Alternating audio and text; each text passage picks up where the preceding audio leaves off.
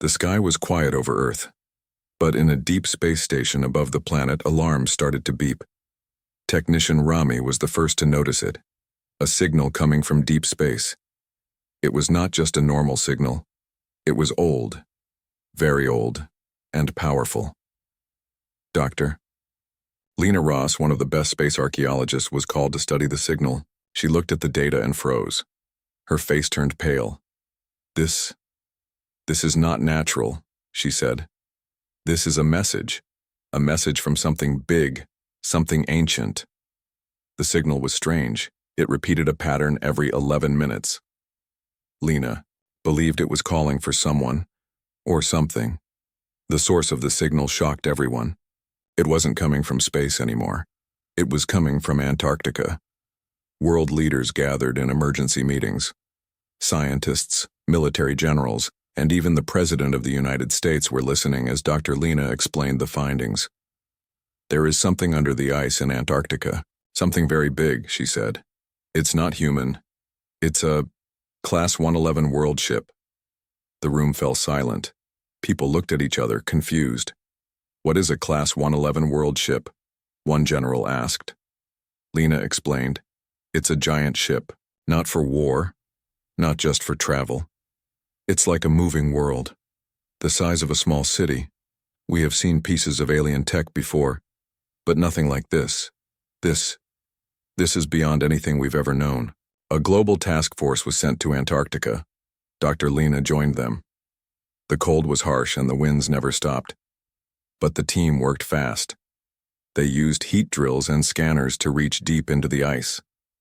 After 3 days, they found it, a massive shape, made of black metal, buried under miles of frozen ground. It had strange symbols all over it. Glowing lines ran across its surface, pulsing like a heartbeat. Cameras recorded everything. News spread around the world like wildfire. People everywhere watched the discovery live. Many were excited. Some were afraid. Then, everything changed.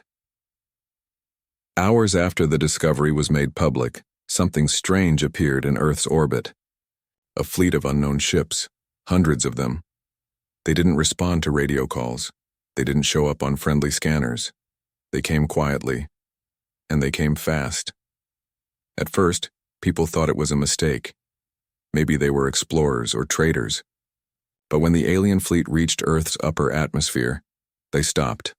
One huge ship moved forward. It sent a single message to Earth. The world ship belongs to us. Leave it, or be destroyed. Panic hit every major city.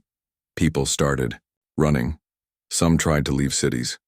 Others just stared at the sky, waiting for the worst. Military jets were launched. Defense satellites were activated. General Marcus, head of Earth's global defense, took control. We do not give up what is on our planet, he said firmly. We will protect it, no matter what it is. Meanwhile, in Antarctica, the world ship started to change. Its glowing lines got brighter. The ice around it began to melt quickly, even though the temperature was still below freezing. Dr. Lena and her team stood near the ship, recording everything. Suddenly, a small door opened on the side of the giant ship. A soft blue light poured out. Lena stepped closer, her heart pounding. Something about the ship felt alive. I think it's waking up, she whispered. Up in orbit, the alien fleet prepared to move. One of their ships shot a small beam toward Earth, just a warning. It knocked out several satellites and disabled communication across parts of the planet. Still, the aliens did not land. They were waiting for the humans to leave the ship.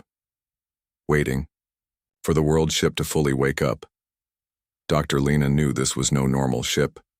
It had a purpose, a mission, and now Earth was part of it. The signal had not just called the aliens, it had called Earth, and now Earth had a choice: stay and fight, or run. The whole world was watching. News channels showed the alien fleet above Earth. People stood outside their homes, eyes on the sky, whispering to each other, waiting for something to happen. Cities slowed down. Airports were quiet. Roads were half empty. Even children stopped playing. Something big was coming. In a high-level meeting room underground, Earth's top leaders gathered. Scientists, presidents, generals, and space experts sat around one long table. Everyone looked worried, but no one wanted to be the first to speak. Dr. Lena Ross was called in. She walked into the room holding her tablet, her hands shaking just a little. "The ship is responding to something," she said. "Since the alien fleet arrived, the lights on its surface have changed. It's reacting to their presence." One scientist leaned forward. "Are they controlling it?" Lena shook her head. "No, I think it remembers them." The room went quiet. She explained what her team had found in the last few hours. Inside the world ship there were old markings, like maps, stories, or memories. Some were still unreadable, but one thing was clear. The ship had been hidden for a long time, maybe thousands of years, and it wasn't lost by accident. It had been hidden on purpose. "It's like someone buried it here to keep it safe," Lena said. "But now that it's waking up, others have come to take it." A soft alarm beeped in the room. Everyone looked at the screen. One of the alien ships had moved closer to Earth, not to land, just to watch. Meanwhile, in Antarctica, something strange was happening. The ice around the world ship continued to melt, even though the air was freezing cold. Steam rose from the ground. The temperature near the ship was warmer now. Too warm. The ship was changing. It looked more alive every hour. Small panels on its surface opened and closed. Soft humming sounds came from deep inside. It felt like it was breathing. Dr. Lena stood at the edge of the camp, staring at the glowing lines on the ship. One of her team members, a young assistant, named Aaron, walked up beside her. "Do you think they'll try to take it?" Aaron asked. Lena didn't answer right away. Then she spoke softly. "I don't think it belongs to them, and I don't think it belongs to us either." Aaron looked confused. "Then, why is it here?" Lena looked up at the sky. "Maybe it's waiting for someone." Back in orbit, Earth's space stations had picked up something new. The alien fleet was not just sitting still. They were building something. Tiny machines were floating between their ships, forming strange shapes. No one knew what they were doing, but it was clear they were preparing for something. Earth's leaders were divided. Some wanted to talk to the aliens. Others wanted to leave the world ship alone. But General Marcus had a different idea. "We stay," he said. "This is our planet. If the ship is here, we protect it until we understand it." Not everyone agreed, but there was no time to argue. Hours later, another message came from the aliens. It was short. "You have been warned. You are not ready. Doctor." Lena read the message again and again. What do they mean? Not ready for what? No one knew. That night, Lena returned to the world ship. She stood close to the surface, watching the lights dance. She reached out and touched the metal. Suddenly, a soft blue light surrounded her hand. The symbols around her began to move, shifting into shapes she could almost read. A door slid open silently. She looked at her team. "Stay here," she said. Then she walked inside. The hallway inside was tall and wide. The walls glowed gently. She could feel the floor moving under her feet, like the ship was alive and guiding her. She followed the lights. They led her to a small room. In the center there was a chair. It didn't look like any chair she'd seen before. It had no legs. It floated slightly off the floor, and soft lights pulsed around it. Lena stepped closer. The chair seemed to invite her. She sat down slowly. The moment she did, everything changed. She saw images in her mind. Stars, planets, ships moving through space. Then she saw Earth, and the world ship hidden under ice. A voice echoed in her thoughts. "Welcome. You are the first." She didn't understand it, but she felt calm. The ship was not afraid of her. It was trying to talk, trying to trust. Then, something else happened. The ship showed her a memory, an image of the alien fleet arriving in another world long ago. That world had not been ready either, and it had fallen. Lena opened her eyes. She stood up and ran outside. "We need to prepare," she said. "This isn't just about the ship anymore. It's about what's coming next." Cold wind blew across the Antarctic base as the sun touched the horizon, casting a golden glow over the ice. But no one was looking at the sky. All eyes were on the world ship. Its surface was brighter now. Lights moved across it like waves. It no longer looked like an object. It looked like something with purpose. Dr. Lena Ross stood near the entrance. Her clothes were frozen from the cold, but her mind was still racing. She had just seen visions from the ship, visions of stars, forgotten places, and warnings about what might come next. She looked at her team. "The ship is awake, and it's waiting for us to understand something." Her assistant, Aaron, asked, "Did it say anything else?" Lena paused. "It said we're not ready." In the orbit above Earth, the alien fleet had stopped building. Their ships were completely still, floating like statues. One large ship began to glow with a soft white light. It turned slowly, pointing toward Antarctica. Down on Earth, people were watching the live satellite feed. Across cities and towns, screens showed the same thing: ships in the sky and something old waking up on the ground. Governments had already sent more scientists and thinkers to the icy base. This was no longer just a science mission. It had become something much bigger. A language expert, Professor Malik, joined Lena's team. He was in his 70s, thin and quiet, but sharp as ever. Lena showed him the symbols inside the ship. He looked at them for a long time. Then he whispered, "These are not just words. They are instructions. It's like the ship is teaching us." Lena leaned closer. "Teaching us what?" He smiled a little. "How to listen." Meanwhile, the ship began to open more panels. From above, drones showed new parts of its body glowing and moving. These were not weapons. They looked like beacons, or maybe signals. They stretched out like arms, pointing to the sky.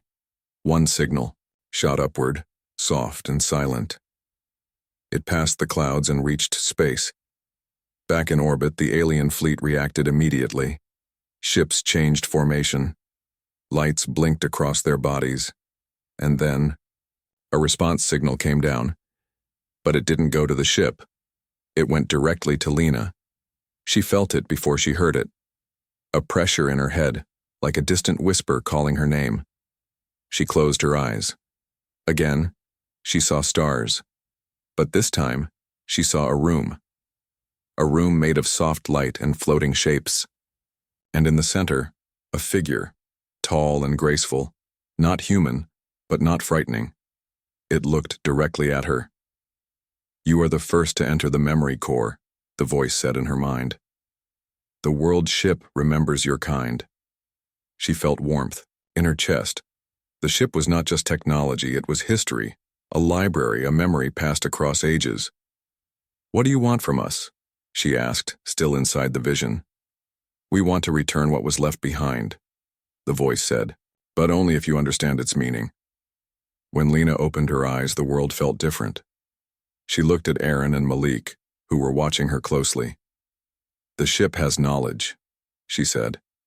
"Not just from them, but from others before them. I think this ship has been to many worlds, and now it wants to share what it has. But there was a condition. We must prove we are ready, not with strength, but with understanding." Back at the United Global Center, world leaders listened to Lena's message. Her voice was calm but serious. "We have a chance to learn something beyond time. The alien fleet isn't here to take. They're here to test. If we act in fear, we fail. If we act with wisdom, we unlock something greater." Some leaders were unsure. Others wanted to trust her. General Marcus said, "Let her continue, but we must remain alert." The next day, something new happened. The ship created a clear path through the ice, wide and smooth like a runway or bridge. It led to a large round door that had not been seen before. A soft light came from inside, as if inviting someone in. Lena, Aaron, and Malik walked slowly toward the entrance. Cameras followed from a safe distance. Inside, they found a large round chamber filled with floating shapes, like symbols made of light, moving in slow patterns. In the center, a crystal-like object hovered. It pulsed gently. Professor Malik studied it. This is the source, the ship's memory. It's trying to connect. Lena reached out slowly. As her fingers touched the glowing surface, a wave of color spread across the room. Images appeared in the air. Planets growing, people building, species meeting without fear.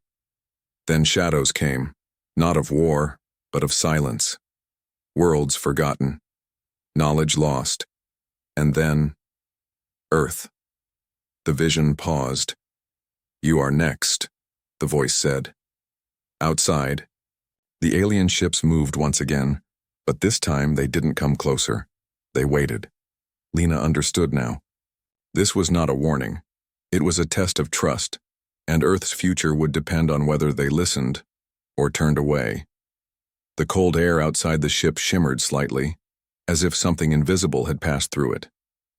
The light inside the entrance chamber of the world ship grew warmer, brighter. Lena, Aaron, and Professor Malik stood inside, surrounded by floating lights and silent knowledge. It felt like time itself had slowed down. Lena kept her hand on the crystal. The images it showed were not random. They were pieces of a larger puzzle. Her heart beat faster, not from fear, but from something else. Hope. The ship wasn't here to take anything. It was trying to give something back, but only to those who could understand. She turned to Professor Malik. "This place, it's like a message left in a bottle, but not for one person, for all of us." Malik nodded, his eyes following the glowing patterns in the air.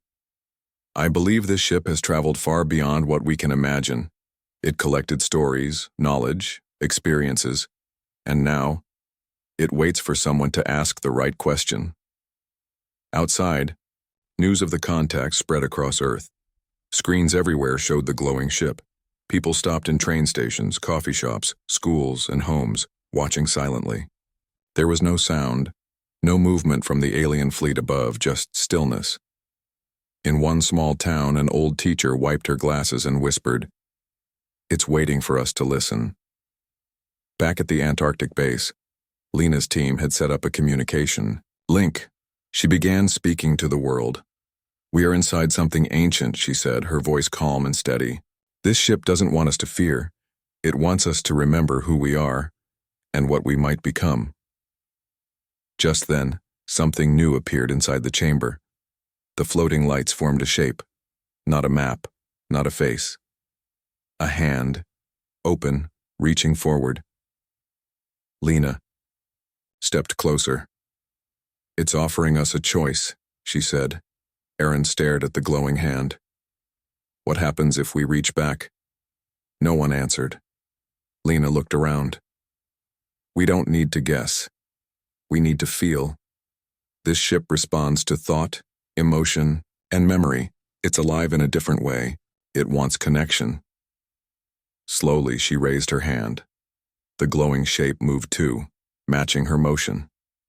When her fingers came close, the light wrapped around her hand softly.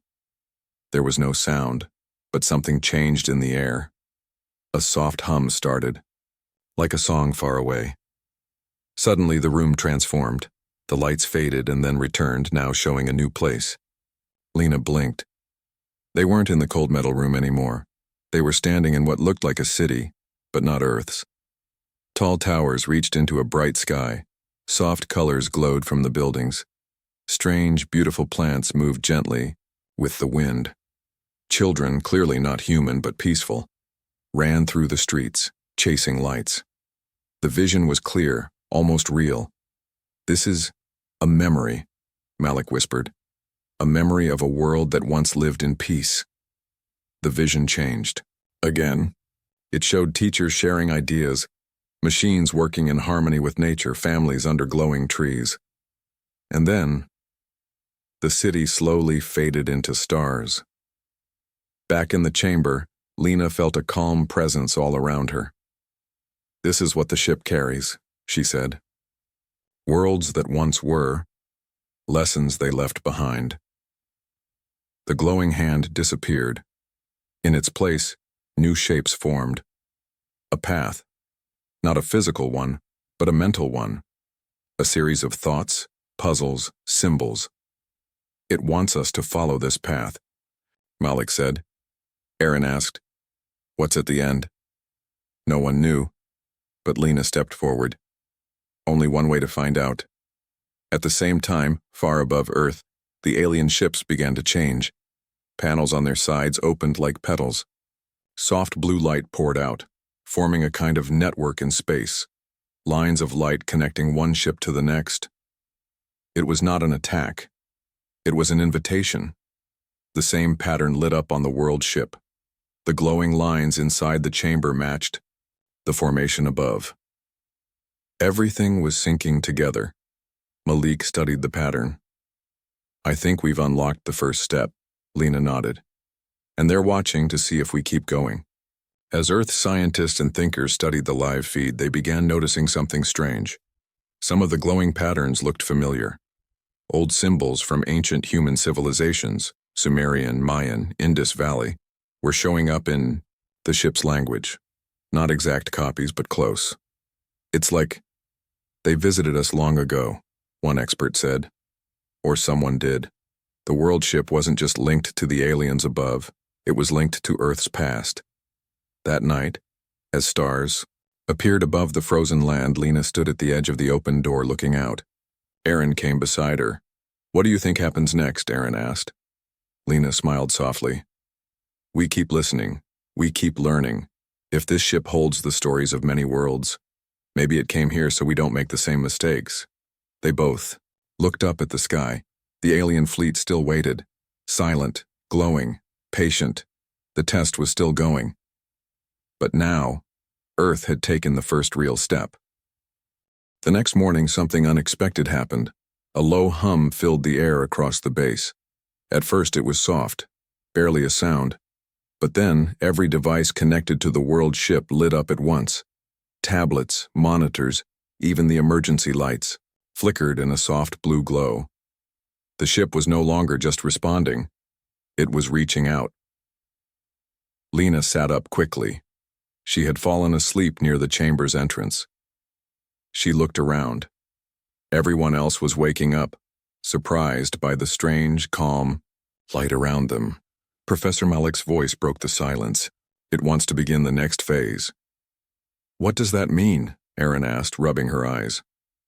Lena stood, eyes locked on the patterns moving across the ship's walls. "I think it wants to show us more. But we have to do something first." All screens across the globe, even those without a direct connection, began showing the same thing. A slow spiral of light, moving gently in space. Scientists, teachers, and children all watched in silence. It was peaceful, but powerful. The message was clear. We are ready when you are. At the Antarctic base, Lena stepped back into the chamber. The glowing pathway that had appeared the day before was now brighter, and the symbols were changing slowly, like a language growing with every step she took. Professor Malik noticed something new, a pulse in the pattern. "It's like it's waiting for a shared response," he said. "Not from one person, from everyone." Lena paused. "You mean from Earth?" "Yes," Malik said. "A choice. A true answer. Not with machines. With meaning." Suddenly, Lena had an idea. She turned to the camera broadcasting live to the world. "I believe this ship needs something simple from us," she said. "Not power, not technology, but understanding. It wants to see what we value, what kind of people we really are." She looked into the lens. "So here's our chance, let's show it." She invited the world to send simple thoughts, memories, hopes, ideas of kindness, learning, and unity. Not through wires, but through words, images, and feelings. All across Earth, people responded. Children drew pictures and posted them. Musicians played calming songs. Teachers read poems about peace. Farmers shared stories of their land. Scientists spoke of discoveries and dreams. The world ship listened. Inside the chamber, the lights began to rise, forming a dome above Lena's head. One by one, the glowing symbols transformed into scenes. A river, a mountain, a mother holding her child. A classroom full of students, but they were not alien memories, they were from Earth. The ship had heard the world's reply. "It's accepting us," Malik said quietly. "It's building trust." Lena stepped forward again. The path lit up in front of her. Each step felt lighter, warmer, like the ship was welcoming her. Then the chamber changed. Everything turned white. Then slowly, color returned, this time in soft gold and blue tones. They were now in a different space. It was still part of the ship, but more open, like a vast hall of thought. In the center stood a floating structure. It looked like a sphere, made of light and glass. Inside, tiny stars moved in slow circles. "It's a map," Aaron whispered. "A map of journeys." But these weren't just space routes. They were timelines, stories. Every path represented a civilization that had once touched this ship. Some had lived for thousands of years. Others had disappeared quickly, and Earth was now added to it. A new thread of light connected to the sphere, blue and steady. A soft voice, not spoken aloud but heard in their minds, filled the room. "You are not alone." Everyone looked around. No one had spoken. The voice continued. "Others have walked this path. You must choose your way." Then silence. The sphere began spinning faster. New paths appeared, some glowing, some dim. It was like a puzzle. Malik studied them. "These are choices, not for the ship, for us." Lena took a deep breath. "Then we pick the path that leads forward. Together." She placed her hand near the light. One path glowed brighter than the rest. Calm, steady, full of light. The chamber slowly faded. Back outside, the alien fleet began to move. But they didn't come closer. Instead, the ships opened again, just like before. This time, however, they released something new, small orbs of light. They floated toward Earth gently without sound or fear. As they reached the atmosphere, the orbs spread out evenly, each one gently landing near cities, forests, oceans, and deserts. Lena watched the scene on the monitors. "They're not threats," she said. "They're seeds." Malik nodded. "Maybe they carry knowledge, or a message, or something we've yet to understand." The ship had come not to take, but to share. And now, Earth had to decide what to do with the gift. The next step wouldn't be easy. It wouldn't be fast. But the first step had been taken, and for the first time, Earth and the stars felt a little closer. The days after the orbs arrived were full of questions. People all over the world woke up to find the glowing spheres quietly resting nearby. One sat in a garden in Japan. Another floated gently in a forest in Brazil. Some hovered above oceans while others waited silently in the middle of busy cities. They didn't move, didn't speak, but they were clearly not random. Scientists, leaders, and regular people all tried to understand. What did these orbs want? Were they watching, waiting, or were they a key to something much bigger? At the Antarctic base, Lena and the team stayed in close contact with the ship. But even there, the orbs didn't answer directly. They only responded in strange, peaceful ways. When a child in Africa sang a lullaby near one, it pulsed softly. When an artist painted a dream on a wall beside it, the orb glowed in different colors. When people sat quietly near one, they felt calm and inspired. It became clear. The orbs were listening. Back at the world ship, something else had started. The glowing map inside the chamber had changed. A new path had formed. A loop of soft light that circled Earth, then spread outward like a ripple. Professor Malik watched it carefully. "It's giving us an invitation." "To where?" Aaron asked. Lena stared at the pulsing light. "Maybe not to a place, but to a journey." The ship began opening new areas slowly. More chambers, more halls, more strange symbols that slowly started to make sense. This wasn't just a ship, it was a library, a history, a garden of knowledge. One room held floating shapes that sang when you moved near them. Another showed images from other planets of life so different yet somehow familiar.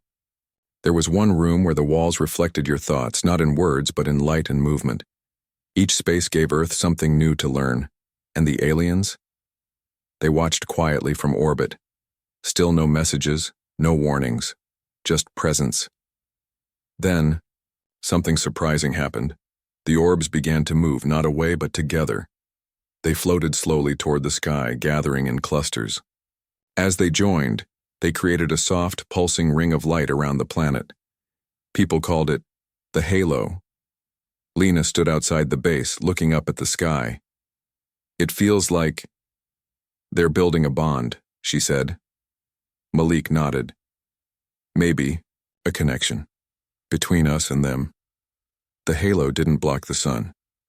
It didn't control the weather, but it gently wrapped around the planet like a signal, a message to the galaxy.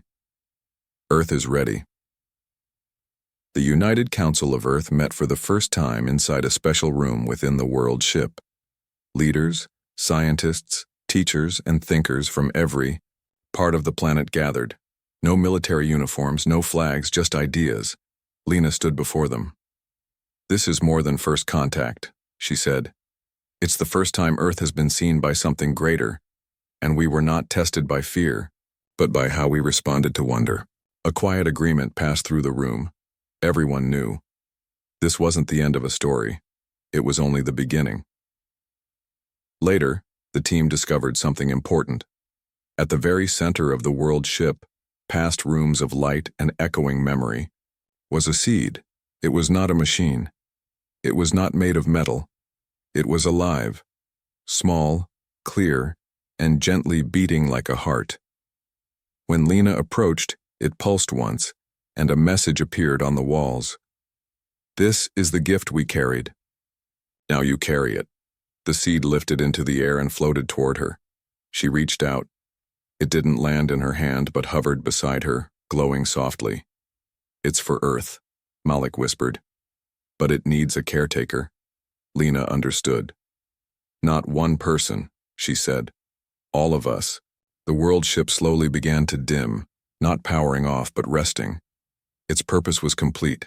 It would stay on Earth, sleeping, watching, ready to wake again if needed. And as the alien ship silently turned and moved away, the message was clear. They had come not to control but to pass on something beautiful, something earned. Now Earth had to grow it, together.